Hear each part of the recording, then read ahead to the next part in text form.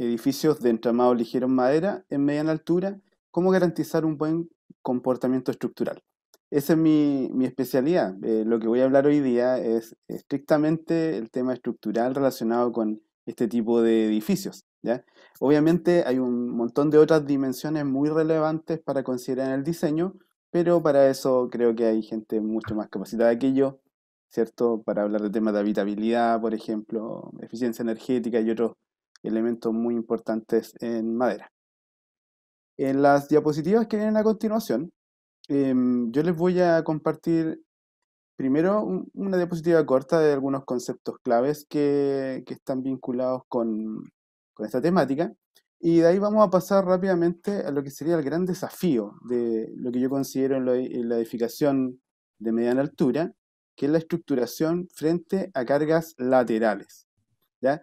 Del punto de vista estructural y de Chile, obviamente tenemos el sesgo en Chile del tema sísmico, ¿ya? Pero muchas de las cosas que yo aquí voy a comentar del punto de vista sísmico son igual de aplicables para las estructuras sometidas a vientos, ¿ya? A todo lo que tiene que ver con carga lateral, entonces, de sismo o de viento, a pesar de que la experiencia que yo voy a compartir acá está más asociada a sismo. Eh, Voy a compartir después un caso de estudio con un edificio de 5 pisos en zona sísmica con algunas consideraciones relevantes que hay que tener a la hora de, ¿cierto?, eh, lograr un buen desempeño estructural. ¿Ya? Eso yo creo que va a ser como el corazón de la presentación, el caso de estudio. ¿Ya? Y luego, finalmente, ¿cierto?, algunas conclusiones y también dar un espacio de consultas. ¿Ya? Parto también indicando que, bueno, nosotros en la Universidad del Biobío hemos conformado un grupo de investigación en sistemas estructurales en madera, donde también trabajamos con colegas de otras universidades y de otros países y estamos también contentos de poder asesorar y ayudar en todos estos procesos de especificación de estructuras en madera a quien también así lo desee. Quiero también mostrar un par de fotografías de algunas cosas que se están construyendo en Chile en términos de edificios de entramado ligero en madera. Por ejemplo, esta estructura de la izquierda que dice ahí Tecnofast, que es el nombre de la empresa, una empresa que hace construcción modular, ya, en madera. Ellos están trabajando actualmente con edificios de 6 pisos, ¿ok? Orientado para un campamento en zona minera, ¿cierto? Que es una de las industrias que mueve bastante el tema en Chile y que encontraron que era muy práctico hacer la hotelería, ¿cierto? Para los trabajadores con edificios de madera con entramado ligero. Ahí hay un caso entonces de análisis y hay otro que está muy cerca del sector donde yo vivo, en el sur de Chile, en la ciudad de San Pedro de la Paz, que son edificios de 4 pisos con entramado ligero en madera. ¿Ya? En este caso la empresa es E2E, una empresa constructora que también se especializa bastante, tiene un fuerte desarrollo en términos también de industrialización con madera, ¿ya? Todo lo que es entramado liviano. A estos proyectos de 4 pisos que estoy mostrando a la derecha, una de las gracias que tienen también que son proyectos de integración social, que estamos llamando en Chile. Y por lo tanto, hay un fuerte desafío porque todo esto se construía de hormigón. Y ahora se está dando espacio también para que se pueda construir en madera, lo cual nos alegra mucho, pero también sabemos que tenemos que dar una buena impresión, ¿cierto? Al usuario, sobre todo, en términos no solo digamos, de las prestaciones del día a día, sino que también en el tema estructural. Y en Chile, que cuando llegue un evento sísmico que va a llegar, ¿cierto? Que es común en Chile, pueda tener todo esto un buen desempeño. Voy a revisar ahora algunos conceptos claves de este tipo de edificios en este esquema, digamos, que aquí está resumido.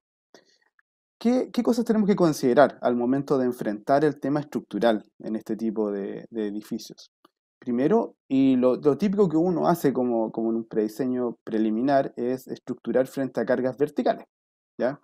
Donde tenemos el peso propio de los elementos estructurales, de los elementos no estructurales también, las cargas vivas de los usuarios, y obviamente de ahí sale sobre todo lo que es el diseño del entramado de madera, ¿cierto? Las dimensiones de los elementos de los muros, los pie derechos, soleras, también en el envigado de piso o entramado de piso, ¿cierto?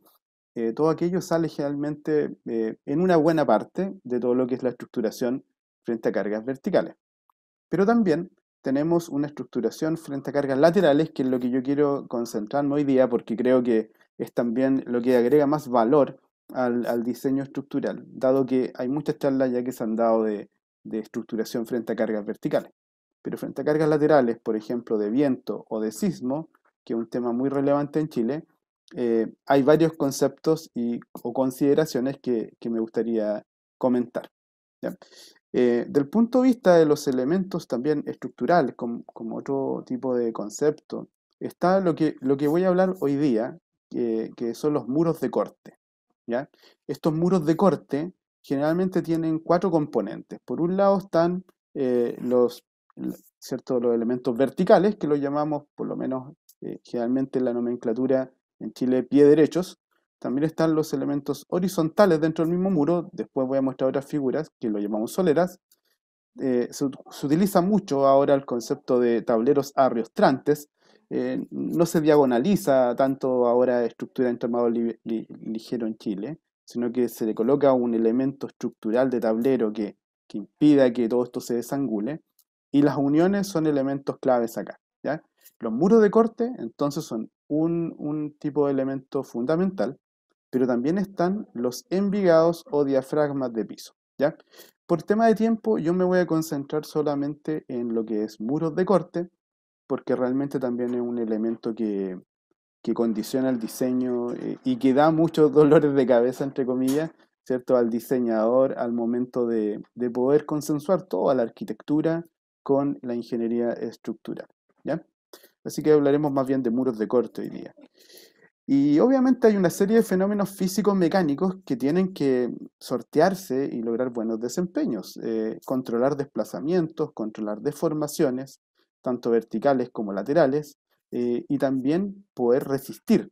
Ahora, las tensiones que se inducen en los distintos elementos, tensiones que son de distinta, ¿cierto?, origen, flexión, tracción, compresión, interacciones entre los esfuerzos axiales, de tracción, de compresión, cisalle, etcétera, ¿cierto?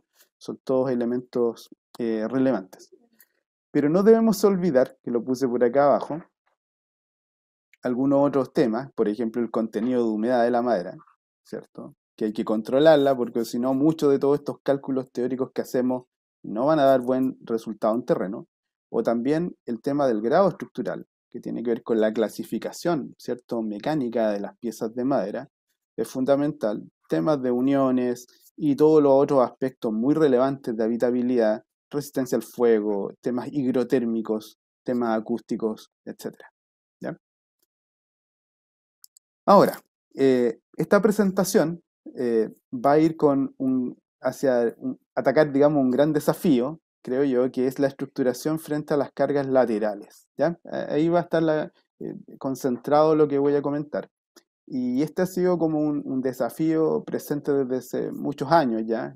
Algunos documentos norteamericanos que son como la vertiente con la cual en Chile nos estamos basando para el diseño de estructura en madera en entramado liviano. Algunas figuras, por ejemplo, de las agencias federales de emergencia, FEMA, de Estados Unidos, mostraban hace muchos años ya que, digamos, hay distintos actores que contribuyen en la resistencia, ¿cierto?, o la estructuración frente a cargas laterales. Y el principal es lo que llamamos, ¿cierto?, el muro de corte. Aquí voy a churar uno de estos elementos, ¿cierto?, que en el fondo tienen elementos verticales, como dije, pie derechos, horizontales, soleras, tableros de revestimiento, y tienen que ser capaces de traspasar esfuerzos de corte en su plano, volcamientos, interactuar muy bien con los diafragmas, y realmente son como muy, muy, muy importantes. Sobre todo las uniones en cada uno de estos, disculpen, elementos. ¿Ya? Voy a mostrarles un video que siempre muestro en la mayoría de las presentaciones que hago sobre el comportamiento de estructura de madera a escala real, construida en Japón y, digamos, sometidas a sismos en mesas vibratorias. Este es un video cortito y espero que me ayude, ¿cierto?, a poder ir introduciendo este tema. Acá debería estar apareciendo. Y ustedes pueden ver en el fondo dos viviendas de 3 pisos o estructura de 3 pisos que tienen ciertas irregularidades, aberturas mucho más grandes en los niveles inferiores que superiores. Pero la gran diferencia entre estas dos estructuras, ya voy a seguir mostrando el video, tiene que ver con las uniones, ¿ya? Para poder conectar todos estos elementos. Acá comienza, digamos, el sismo en esta mesa vibratoria a escala real, ¿ya? Componente de terremotos japoneses, y ven ustedes cómo la estructura del lado derecho ya se ve que está teniendo mucho más daño que la estructura a la izquierda, y lo importante, que llegó a colapsar, ¿cierto? La estructura de la derecha, lo importante es que del punto de vista de la madera, los componentes eran idénticos entre las dos estructuras, ¿ya? Y al fin de cuentas, lo único que marcó la diferencia fue las uniones, ¿ya? Así que juegan un papel fundamental en todo este tema de estructurar frente a cargas laterales, ¿ya? ¿Por qué este desafío es interesante? ¿O qué es lo que hay que conocer para poder, digamos, especificar bien este tipo de estructura? Es que estos muros de corte acá son fundamentales para controlar los desplazamientos laterales, ¿ya? Y tienen distintos elementos. Por ejemplo, hay un bastidor de madera que tiene elementos verticales y horizontales, ¿cierto? Que yo ya mencioné, pie derecho, soleras. Tiene tableros de revestimiento que, por lo menos en Chile, estamos usando principalmente lo que se llaman las placas, ¿cierto? OSB, que en el fondo son tableros de fibras de madera alargadas, orientadas, ¿cierto? Con y adheridas entre sí, que dan bastante rigidez, digamos, a estos sistemas. Tenemos otros elementos, por ejemplo, lo que se llaman los hold downs o elementos anti-levantamiento, que después voy a detallar de esto, o los angle brackets o cualquier sistema que impida que el muro deslice en su borde inferior. Pero también hay una serie de clavos que conectan a la placa de revestimiento con el bastidor de madera, y todo eso es muy importante porque estos muros tienen generalmente 4 fuentes de flexibilidad, ¿ya? Y cuando hablo de fuentes de flexibilidad, ¿cierto? Son todo en el fondo las distintas deformaciones que se pueden generar en ellos debido, ¿cierto? A cargas laterales. Esta figura trata de hacer un resumen de esto, ¿ya? Si ustedes se fijan, en la primera figura, esta de acá que estoy marcando más a la izquierda, sería, ¿cierto? ¿Qué es lo que pasa o cuál es la flexibilidad que se genera debido a la conexión madera-tablero? Aquí juegan un rol fundamental los clavos o los tornillos que conectan, ¿ya? A todo esto. Eh, por otra parte, ¿cierto? Hay como un deslizamiento, como decía, entre los clavos que conectan los tableros con la madera. Pero también el tablero en sí, el tablero restante, también se puede desangular por sí solo, que es esta otra figura que muestra ahí, ¿cierto?, cómo se comporta esto frente a cargas laterales, ¿ya? Pero ocurre también que todo este panel o este muro de corte puede tener una traslación de cuerpo rígido, ¿ya? Es decir, moverse todo en toda su altura de una manera pareja, horizontalmente, y para eso tenemos que colocar herrajes antideslizamiento, realmente aquí en la parte inferior para que esto, ¿cierto?, no deslice con facilidad. Pero por último, estas estructuras livianas, ¿cierto?, en madera, también tienen un posible problema que tiene que ver con una rotación de cuerpo rígido que va a provocar que esto se trate de levantar en uno de los bordes, ¿ya? Y obviamente acá también juega la carga vertical que llegue al muro, que sabemos que en los sistemas de entramado liviano no es pareja a todos los muros, porque hay vigas que reparten unidimensionalmente cargas a algunos muros y a otros no, ¿ya? Así que aquí aparecen herrajes anti-levantamiento que también ahí van a tener una función relevante. Todo esto yo tengo que controlarlo de alguna manera. ¿Por qué? Porque, por ejemplo, en Chile y en la mayoría de las normativas internacionales, se pide controlar lo que se llama el desplazamiento lateral relativo dividido por la altura del muro, ¿ya? Este desplazamiento lateral relativo dividido por h debe ser menor a un número. Esto nosotros generalmente lo llamamos drift, ¿ya? O deriva, algunos lo llaman también de entrepiso. El drift tiene que ser menor a cierto número. En Chile tenemos un límite bastante restrictivo por el tema sísmico y es de 0.002 o 2 por 1000, ¿ya? para solo dar un ejemplo de aquello, si tenemos un muro en un piso que tiene una altura de 2.440 milímetros, el desplazamiento lateral relativo del muro no debe superar 4,88 milímetros, ¿ya? Es decir, tenemos que hacer el muro bastante rígido porque si pasa ese valor de 4,88 milímetros, no cumplimos con el requisito de rigidez que hay que darle a los edificios de entramado liviano en madera. Este requisito, insisto, del 2 por 1000 es uno de los más grandes exigentes a nivel mundial, y en otros países se ha flexibilizado un poco más porque se entiende que la madera puede dar un poco más sin tener tantos problemas, pero por el tema sísmico en Chile es un requisito y es el gran desafío que tenemos, ¿ya?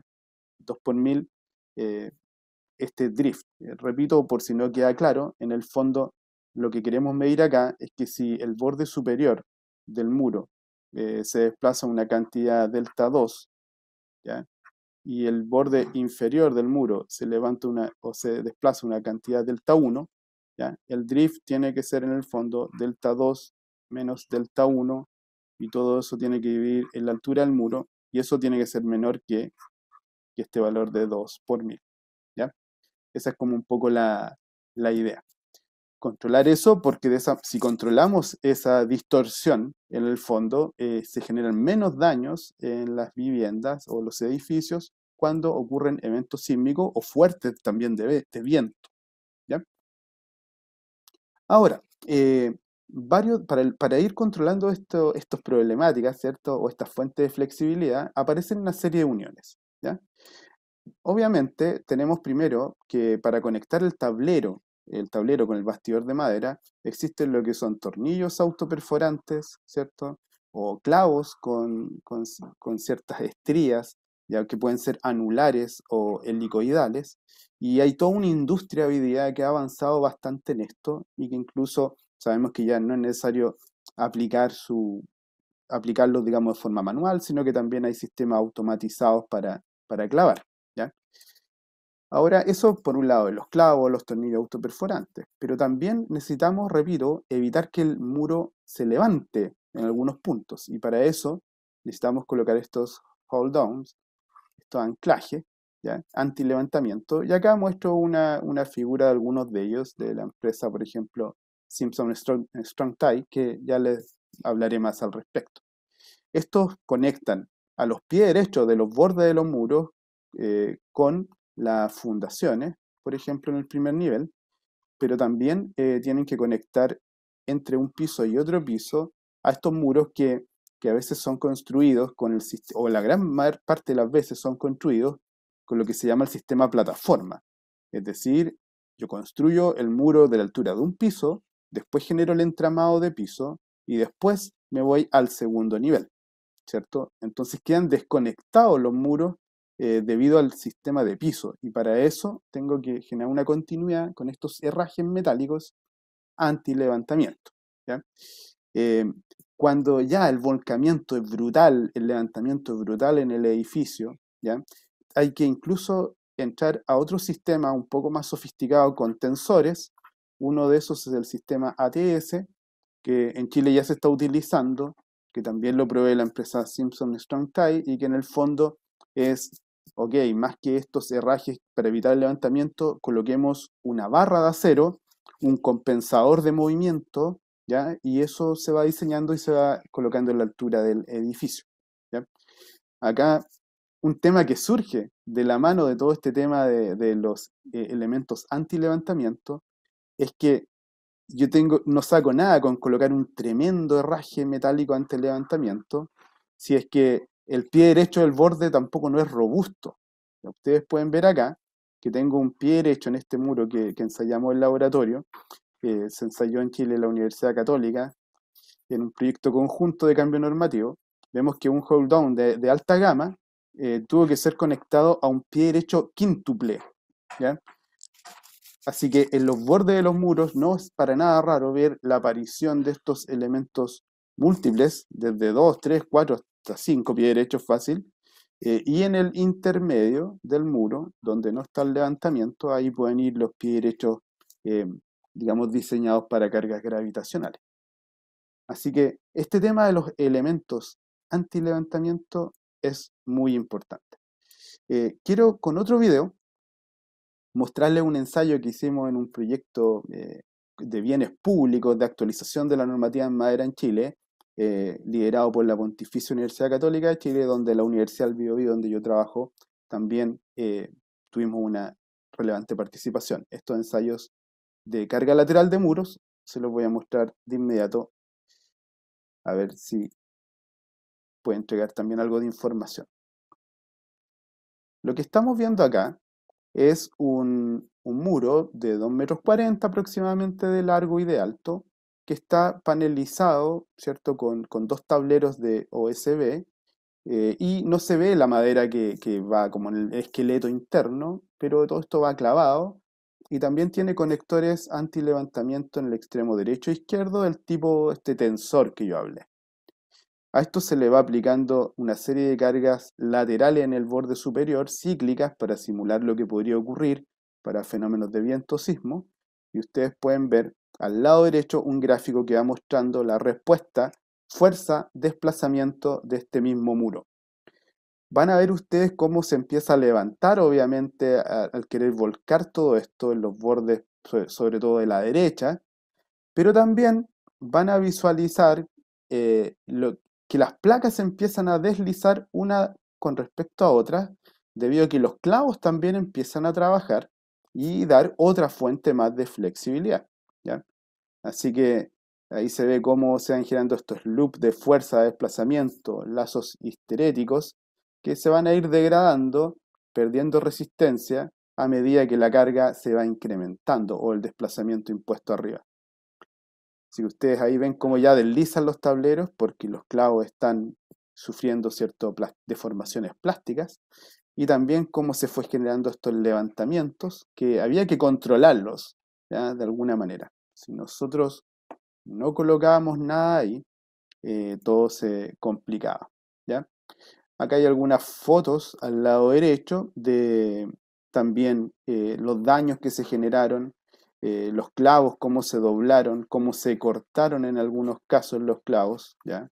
Por ejemplo, hay unos clavos que se cortaron, o cómo las soleras inferiores también en algunos sectores se fueron rompiendo, ¿ya? O incluso en estos elementos anti-levantamiento se generó una falla por tracción de los pies derechos múltiples que habían acá, ¿ya? Así que hay todo un tema ahí bastante desafiante que tiene que ver con estos, digamos, sistemas. Bueno, para seguir avanzando y ya a entrar a un caso de estudio, les presento lo siguiente, ¿ya? Voy a mostrar un caso típico de una arquitectura de edificio de 5 pisos de alguno de estos que se está construyendo. No es exactamente igual a la arquitectura de un edificio real de Chile, pero muy parecido, ¿ya? Esto está emplazado, vamos a suponer, en una zona sísmica 3, que es la más peligrosa en Chile, y en un suelo tipo C, que no es el peor suelo, pero que sí generan demandas sísmicas importantes. Acá a la izquierda está la planta típica como de este edificio, y en rojo de alguna manera pueden ver ustedes donde hay posibilidad de colocar muros de corte, ¿ya? Muros estructurales. Este edificio tiene más o menos en la dirección horizontal, por decirlo así, tiene un largo de 24 metros para que tengan una referencia, y en la dirección corta tiene una dimensión también como de 12 metros aproximadamente. Esta estructura se va repitiendo y se va dosando hacia el lado, y así se construyen varios bloques que van en sectores, digamos, específicos de integración social, por ejemplo. Este es un edificio que tiene 4 departamentos por piso, ¿ya? Y obviamente una zona ahí de acceso común. Al lado también derecho, ahora les muestro una elevación de uno de los ejes, ¿ya?, frontales del edificio, donde se puede ver algo que es muy importante en estructuras de entramado liviano, y es que yo debo tener la posibilidad de que se generen segmentos verticales de muro continuos, ¿ya? Cuando me refiero a esto, es que ojalá las aberturas no me compliquen o no estén alineadas, ¿ya? Lo ideal es que yo pueda, por ejemplo, trazar una línea acá, y de alguna manera todo este segmento como vertical que estoy marcando en verde va a ser un muro de corte, ¿ya? Esta voy formando varios segmentos verticales de muro, que es una de las tantas metodologías de diseño que existen. Mientras existan más perforaciones de ventanas, puertas, etcétera, se van disminuyendo las capacidades de controlar los desplazamientos de los edificios, ¿ya? Eh, Además, acá hay otro esquema que les quiero mostrar, que cuando todas estas estructuras están siendo sometidas a cargas horizontales, ¿ya? Lo que va ocurriendo es que se van acumulando en altura deslizamientos, levantamientos, ¿cierto? Desangulaciones, y todo esto va generando un desplazamiento que yo tengo que tratar de controlar, ¿ya?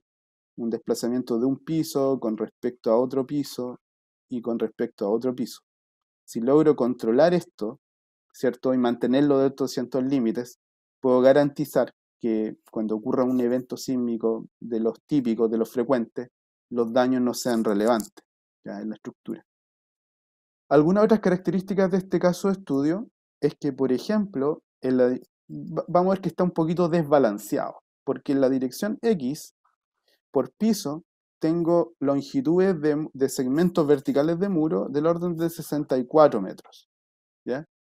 Pero en la dirección Y, o la dirección vertical, por decirlo así, en planta, tengo 97 metros disponibles, ¿ya? Es decir, se ve claramente que en una dirección el edificio tiene muchos más muros que en la otra, lo cual es bastante típico de algunas configuraciones arquitectónicas que digamos, son demandadas por el mercado, ¿ya? Así que hay un tema ahí que van a ver ustedes que nos va a después a afectar de alguna manera, ¿ya? Ahora, ¿qué muros son estructurales? Generalmente los que tienen una longitud mayor a 70 centímetros, ¿ya? Elementos más cortitos, la verdad es que no los puedo considerar es como despreciable su contribución estructural.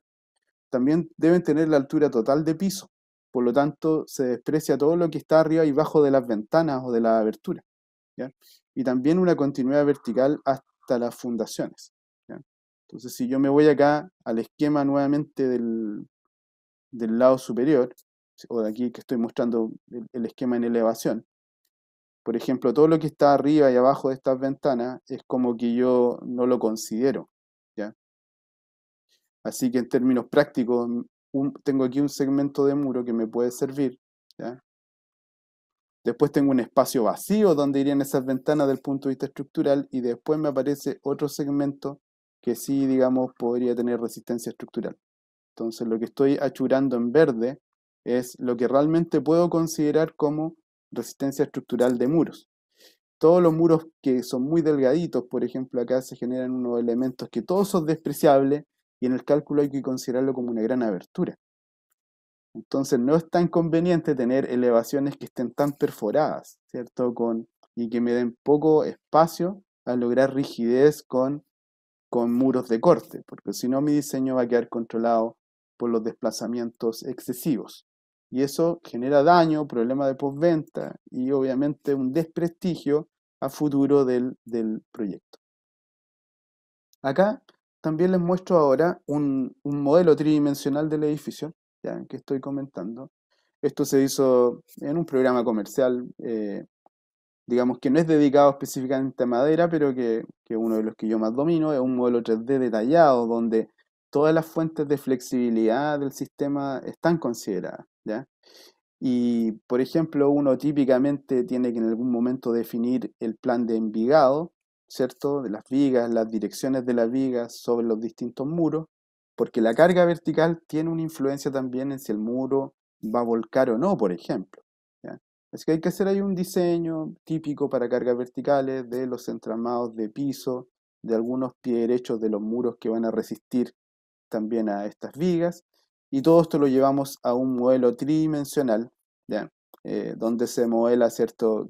No digo que todos los clavos, para nada, ¿cierto? Pero sí, por ejemplo, todos los elementos anti-levantamiento van modelados, algunos elementos anti-deslizamiento, la flexibilidad de las placas también, dependiendo todos los clavos, etcétera, que tenga, el tipo de tablero de revestimiento y todo eso. Ok, está presentado el caso. Veamos ahora algunas alternativas que tengo, o qué es lo que en Chile tenemos como alternativa para poder ir especificando componentes de los muros de corte, yo les hablaba de un tema importante que son los elementos anti-levantamiento, ¿ya? Bueno, si nos vamos al catálogo de una empresa en particular, ¿ya? De Simpson Strong Tie, hay otras empresas también que se dedican a esto, pero a mí me gustan estos catálogos porque están muy, muy completos, tienen toda la información relevante para poder diseñar estos edificios. Yo me puedo ir acá y revisar una serie de modelos de estos hold down, que en el fondo algunos van con clavos, otros con pernos, etcétera, de distintos tamaños. Y acá en esta tabla ustedes pueden revisar de alguna manera de qué estamos hablando. Por ejemplo, el modelo más pequeñito de los hold down que usan pernos hacia la madera de los pies derechos de borde está el HD3B, que tiene como estas dimensiones, un ancho de 5 centímetros, un alto de 21 centímetros, 22 prácticamente. Requieren estos espesores de madera, ¿ya? Para conectarse. Y este es como el parámetro fundamental para el cálculo estructural, para controlar los desplazamientos. ¿Cuál es la rigidez vertical de este sistema cuando yo coloque todos los clavos o pernos que requiere? ¿Ya? Bueno, partimos con 4.500 kilos dividido por centímetro de rigidez vertical y la gama más alta lo puedo lograr con el sistema HD19, que ya es mucho más alto también ese elemento antilevantamiento de 62 centímetros y requiere más madera en la cual conectarse, pero fíjense, tiene una rigidez, ¿cierto? 5 veces mayor que el tema más económico, ¿ya? Así que hasta ahí puedo llegar, 21.000 kilos por centímetro de rigidez anti-levantamiento si ocupo uno de estos conectores. Pero también yo les mencionaba que en algunos edificios estos hold down no son suficientes y tengo que entrar a un sistema de tensores, ¿ya? Y estos tensores anti-levantamiento, por ejemplo, los tipos ATS, también tenemos acá un rango de conectores que van variando su rigidez con los diámetros de las barras, que por ejemplo una barra de 1 pulgada en estos tipos ya va en 31.000 kilocentímetros y por ejemplo podría llegar hasta una barra de 2 pulgadas tremenda, ¿cierto? Ya con una rigidez muy muy grande. En cada proyecto yo tengo que ver para cada muro con qué me caso en el fondo, qué coloco, qué conector antilevantamiento, si es que voy con un hold down tradicional o voy con un sistema de tensores, que obviamente también son más caros, pero también son efectivos. Así que ahí hay un tema de costo-beneficio que ir analizando. Eso con respecto a los antilevantamientos.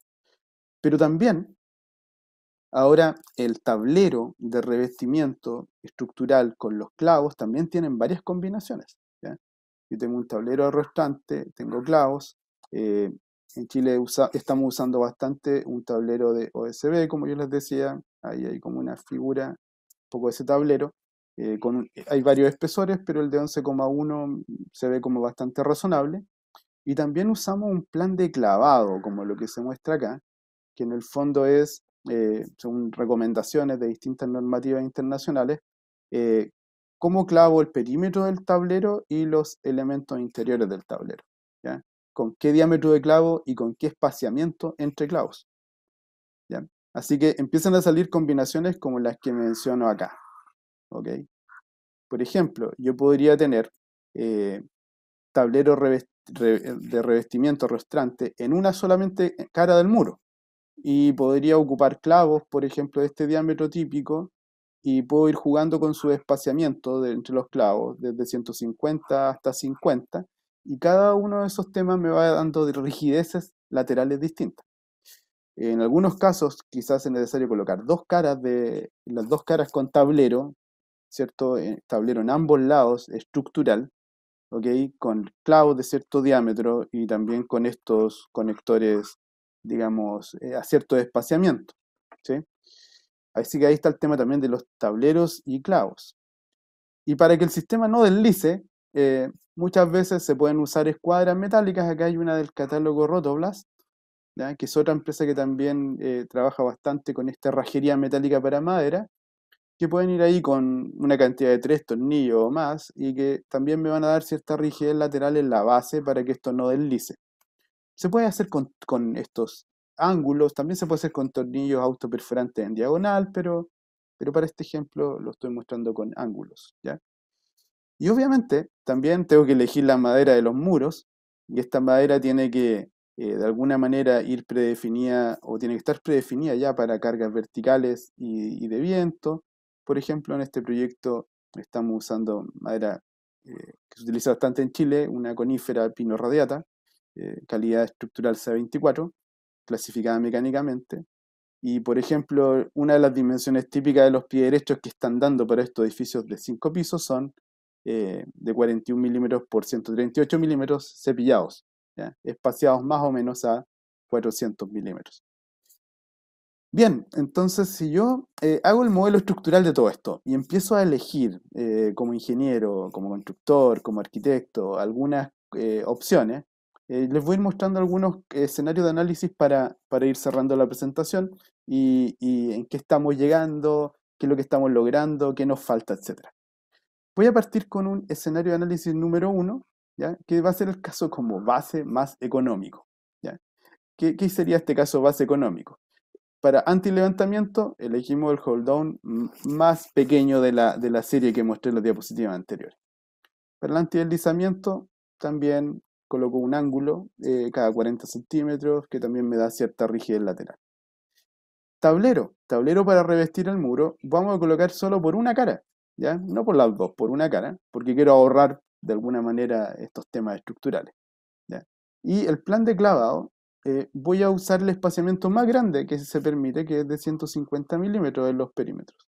Con estos temas de tablero y clavo, voy a lograr también una rigidez aparente que está estipulada en varias normativas y que con eso yo puedo ingresar al modelo y hacer mi análisis. Bueno, ¿qué es lo que obtengo con esto? Acá hay unas vistas de algunas elevaciones estructurales del edificio. Se está desplazando en el borde en el quinto piso 63 milímetros, en una dirección, en otra se está desplazando casi 30. Pero quiero poder, digamos, mostrar este gráfico como fundamental, ¿ya? Este gráfico tiene en el eje vertical lo que sería los pisos, ¿ya? Y en el eje horizontal tiene el drift, que es lo que tengo que controlar, ¿ya? El desplazamiento relativo de cada entrepiso. La línea roja que se muestra acá es el límite normativo chileno. Y lo que está en azul es lo que le está pasando al edificio. En este caso, para el edificio en la dirección X, que era justamente la dirección donde había menos muros disponibles, ustedes pueden observar que la línea azul está bastante sobrepasando a la línea roja, que es el límite normativo. Por lo tanto, en el piso 1, piso 2, piso 3, piso 4 y piso 5, estoy logrando más del doble del drift permitido. Es decir, quedo fuera de normativa, no cumplo con este sistema en la dirección X de este edificio. En la dirección Y, lo mismo, el gráfico en negro ahora sería lo que le pasa al edificio, en rojo el límite en Chile, y ustedes pueden observar que de nuevo piso 1, 2, 3, 4 tampoco cumplen con el control de los desplazamientos, ¿ya? Es decir, la opción más económica está completamente descartada. Está más difícil de lograr en la dirección X. Estoy mucho más lejos de los desplazamientos. Lo estoy casi como duplicando, incluso casi triplicando. En la dirección Y, donde tenía más muros, y más encima eran muros que estaban cargados por los envigados de piso y les daba más rigidez, estoy más cerca de cumplir, pero igual casi el doble, sobrepasando el límite normativo, ¿ya? Así que acá rápidamente muestro algunos otros escenarios de análisis. ¿Qué pasa si duplico la rigidez de los elementos anti-levantamiento y también los tableros o el clavado de todo esto, ¿ya? Si ahora ocupo la línea HD9B, que tiene una rigidez el doble del caso anterior, y si coloco tablero ahora de revestimiento por las dos caras de cada muro, manteniendo el 150 milímetros, veo mis gráficos y de nuevo observo que para la dirección X, en el piso 1, 2, 3, 4 y 5 no cumplo. Estoy más cerca, pero todavía no lo logro, ¿cierto? Y en la dirección Y, donde tenía más muros, ya estoy cumpliendo en todos los pisos con respecto al caso límite en Chile. Es decir, acá ya estamos todos perfectamente bien, ¿ya? pero la dirección X sigue este edificio complicándose y no logro controlar sus desplazamientos.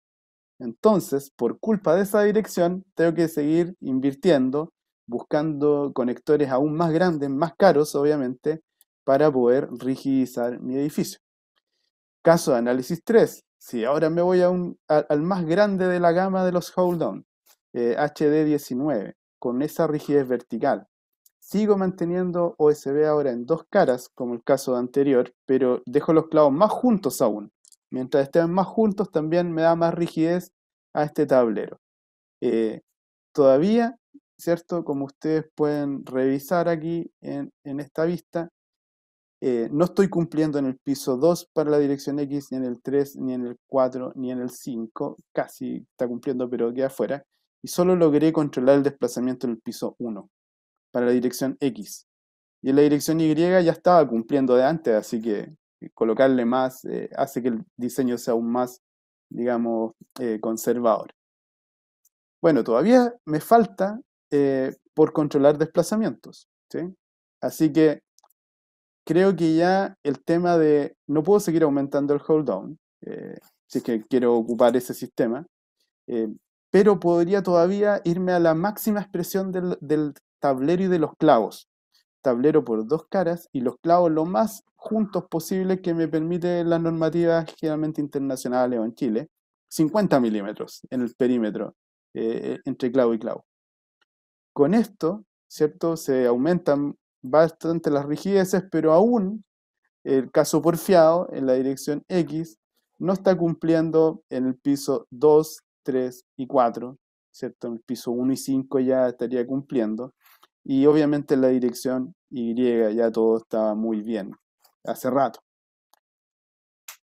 Con esto ya estoy usando el hold down más grande de la categoría comercial. Estoy colocando doble tablero USB, estoy colocando los clavos lo más junto que se puede también, que es recomendable, y aún me falta algo por cumplir. Así que el último escenario de análisis, obviamente en este caso, sería ¿cómo puedo seguir rigidizando todo esto? Con un sistema de tensores, ATS, ¿ya? Que pega un cambio brusco ahora ya de aumento de rigidez para evitar que esto levante. Sigo con tablero USB por las dos caras, con clavos cada 50 milímetros, ¿ya? Y con todo esto, por fin, podría decir que tanto en la dirección X como en la dirección Y estoy cumpliendo y mis desplazamientos relativos de entrepiso, que los he llamado, ¿cierto?, los drifts, tanto en X como los drifts en la dirección Y, están cumpliendo este límite de 2 por 1000, ¿ya? Bueno, si ustedes se fijan, con este caso de estudio simplemente les quería indicar que hay decisiones importantes que tomar solo para controlar los desplazamientos laterales de muros de corte.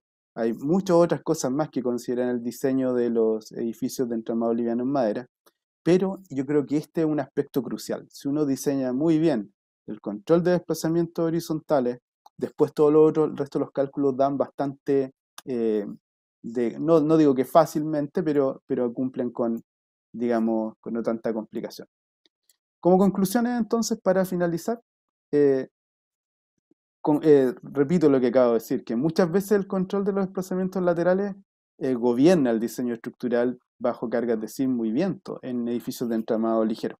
Así que es un tema que ustedes ven que hay harto que elegir y que obviamente a veces con una buena arquitectura, un buen trabajo conjunto de anteproyecto, ingeniero, arquitecto, se puede lograr evitar colocar elementos de uniones tan grandes, ¿ya? Y que son costosos también. Es fundamental especificar de buena forma los tableros arrastrantes, el plan de clavado entre la madera y el tablero, y también los conectores anti-levantamiento y anti-deslizamiento, ¿ya? También es algo que me gustaría que quedara bien ahí como anclado. Lo otro, que no es menor, es que un modelo estructural confiable del edificio, ¿sí?, tiene que considerar todas las fuentes de flexibilidad que antes yo he mencionado. No es idéntico modelar edificios en madera que edificios en hormigón. Tiene dificultades distintas, desafíos distintos. Y para poder confiar en que el modelo me está entregando algo razonable, yo tengo que obviamente considerar esta fuente de flexibilidad que mencioné tiempo atrás. Y también que en etapa de anteproyecto es importante lograr balancear, ojalá, el largo total de los muros estructurales en ambas direcciones. ¿Ya? Ustedes vieron que en una dirección cumplió como en el segundo caso de análisis los desplazamientos laterales, pero en otra seguía dando problemas. Y eso quizás con una buena conversación a nivel de anteproyecto, entender que para madera necesito muros largos, no puedo tener muros cortitos de 60 centímetros nomás. No me van a entregar nada de rigidez horizontal, se van a levantar con facilidad y no va a haber unión que logre retener todo eso. Entonces tengo que ir combinando una buena cantidad de muros para lograr estas rigideces. ¿Ya? Cuando a veces ya no hay nada más que hacer, yo creo que una buena estrategia es rigidizar el edificio con muros de hormigón. Por ejemplo, en los núcleos de las escaleras o los ascensores, generar lo que llamaríamos una estructura híbrida madera-hormigón, y con eso muchas veces se controlan los desplazamientos sin usar conectores tan caros. ¿Ya? Pero hay que estar dispuesto a ir mezclando materialidades, ¿ya? Lo que a veces también puede ser complicado para algunos. Y también una última recomendación o conclusión es que cuando en estos sistemas de entramado liviano, ligero, el primer piso, ¿cierto?, tuviera un uso diferente a los pisos superiores. Recuerden que acá necesitamos que se generen segmentos verticales de muro continuos, ¿ya? Pero si el primer piso, por ejemplo, tuviera un uso de estacionamiento, de locales comerciales, etcétera, es recomendable que ese primer piso no sea de madera, que ojalá sea de hormigón armado o otro material bastante más rígido, que un sistema que, por ejemplo, los norteamericanos ocupan mucho, el sistema de podio, y sobre ese piso atípico colocar mi estructura de madera repetitiva. ¿Ya? Tratar de luchar solo con madera cuando existen este tipo de problemáticas es muy difícil de alcanzar técnicamente. Bueno, con eso termino lo que quería compartir con ustedes. Espero que se haya logrado entender. De repente uno está muy metido en su sesgo estructural y ojalá que, digamos, hayan podido captar el mensaje. Quizás algunos ya conocían estos temas, otros lo están escuchando por primera vez, no sé, pero ha sido un gusto, así que estoy abierto a consultas. Como lo mencionó Laura también en su momento, obviamente están los contactos por si alguien tiene alguna otra duda, después de ir digiriendo información y todo eso, no hay Hay problema. una No, consulta, sí. Alexander. Dice, ¿se puede poner diferentes hold down en las diferentes direcciones X e Y para disminuir costes? Sí, por supuesto. El caso que yo aquí mostré es como simplificado para no, digamos, hacer tanta variabilidad entre los distintos elementos, pero sí, a veces uno puede optimizar todo lo que quiera. Podría poner incluso en un mismo piso distintos tipos de hold downs. Hay algunos muros que no se van a levantar jamás y por lo tanto podría usar ahí la gama más pequeña, en otros optimizar, o quizás, por ejemplo, en algunos edificios, en una dirección colocar hold downs y en la otra quizás colocar ATS o algún otro tipo de tensor. ¿Ya? Se pueden combinar sin lugar a dudas para optimizar costos. Hay otra pregunta que dice, ¿no es posible utilizar una diferente tipología en los muros X e Y? Es similar, ¿no? Claro, claro, similar. Lo que pasa es que también hay que entender que uno trata de, por lo menos en Chile, hay bastante interés hoy día en industrializar estos sistemas. Entonces, por ejemplo, eh, ¿es conveniente cambiar tanto algunas variables? Probablemente no. Por ejemplo, ojalá usar el mismo tablero de revestimiento en todos los muros, o la misma escuadrilla de pie derechos, ¿ya? El mismo grado estructural, el mismo espaciamiento. ¿Ok? Porque la idea también es como que esto logre construirse de una manera rápida, que es una de las grandes ventajas de la madera, ¿ya? Así que se puede optimizar, pero también hay que tener cuidado con no ir en contra de la industrialización, ¿ya? Si uno va a generar un detalle para cada cosa, al final ralentiza todo el proceso. Hay otra consulta. ¿Qué densidad anhídrida tiene esa madera que usan en Chile?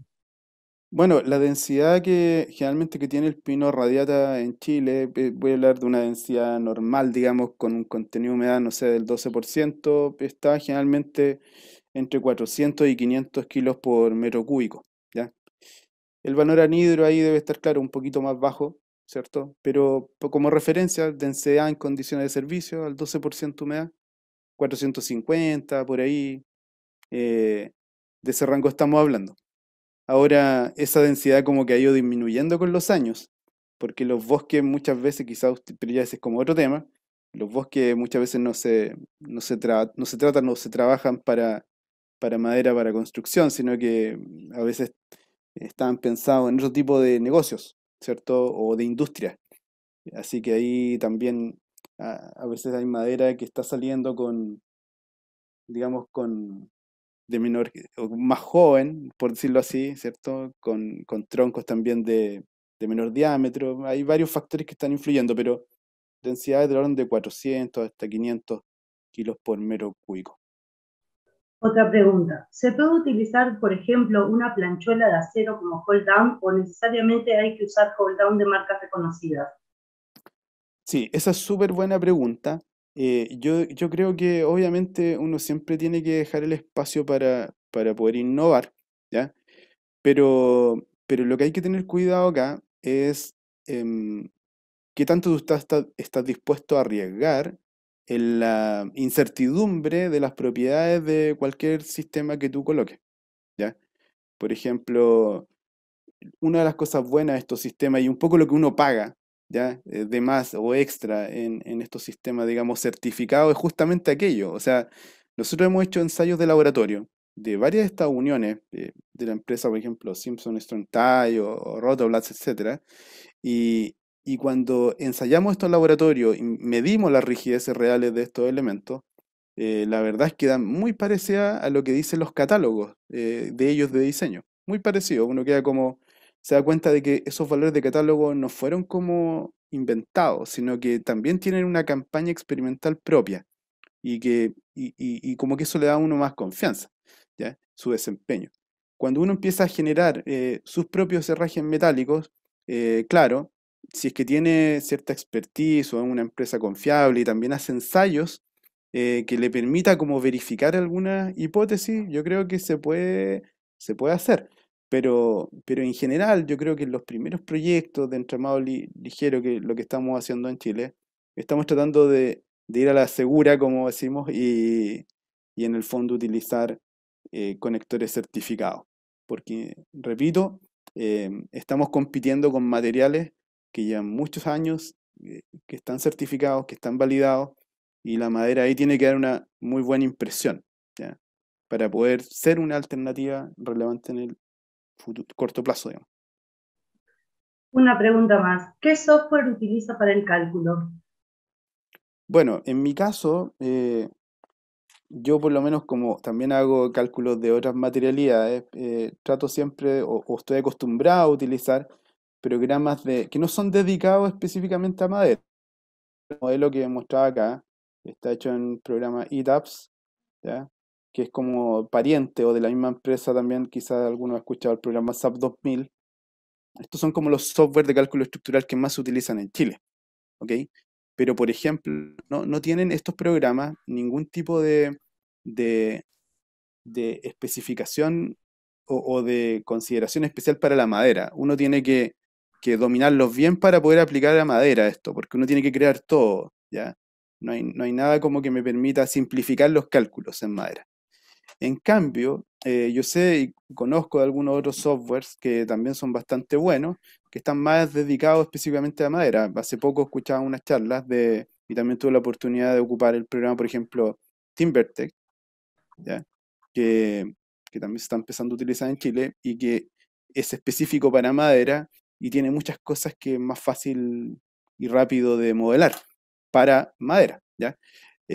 Pero en general, yo diría que lo del software, hoy día hay tanto avance en eso que con cualquier software puedes lograr una buena modelación, siempre y cuando sepas lo que estás haciendo. Eh, por ejemplo, en el caso que yo mostraba, tengo que modelar que el elemento en un borde se puede levantar o no, ¿ya? Y que esa rigidez a tracción o levantamiento no es igual a la de compresión cuando aplasta la madera.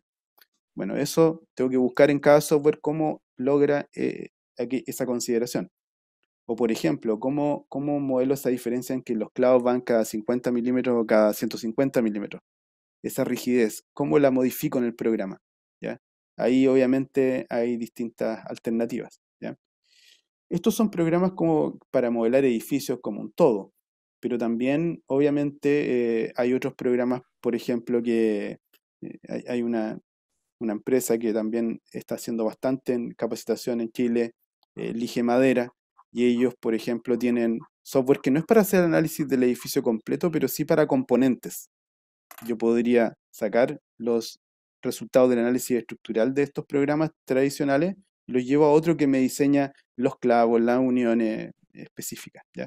Hay mucho, diría yo, hoy día en el mercado, pero en particular yo, digamos, soy de la idea de que el mejor programa es el que uno domina mejor, o con el que tiene más experiencia. En mi caso, generalmente ocupo ETAP, SAP 2000 para modelar edificios en madera sin problema, ¿ya? Pero requiere cierto grado de conocimiento.